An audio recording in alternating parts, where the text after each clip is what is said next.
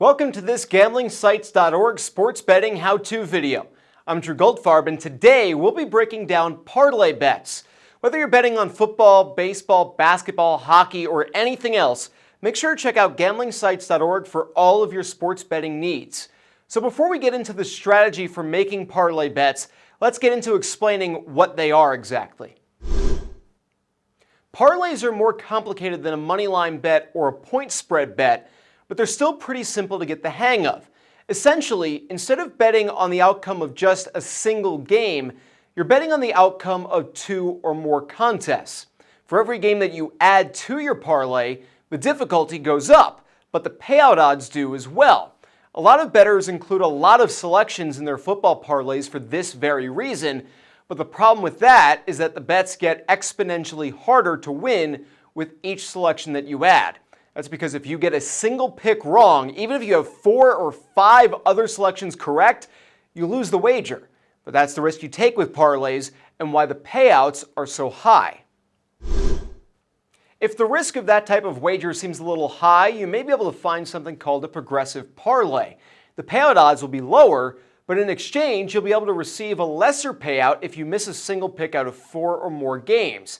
If you include 7 or more selections, you'll even receive a small payout if you get 2 of your selections wrong.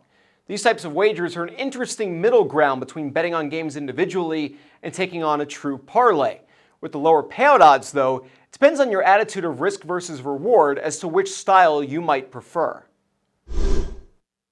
When deciding whether or not to play parlays, it's important to know that bookmakers love parlays. There's generally a good profit margin to be made for the house on these types of bets, because they'll take in plenty of losing wagers for every big payout they have to make. Parlays are fun bets to make, but our view is that they should not be placed with any kind of regularity. Use them sparingly. That said, there are 2 situations where parlay bets may be a great idea to place. The first is called a correlated parlay. These are rare and hard to find, but essentially, they allow you to combine 2 or more selections that are directly related, such as betting on the first half, the second half, and the end result of a single game. Semi-correlated parlays are a little more common, where you would simultaneously bet on the point spread and the over-under of a single game. The second time when betting on a parlay is a strong option is when using Freeplay credits. These are usually sign-up bonuses that can't be cashed out, but can be used to place a bet in place of staking your own money. You'll still get a proper payout, but you don't get the stake money back. Since Freeplay credits are basically one-time use only, you want to make sure that you get maximum value from them. So increasing your payout odds on the one bet you get to make with each credit may offer good value. Here are a few final tips for you when it comes to betting on parlays.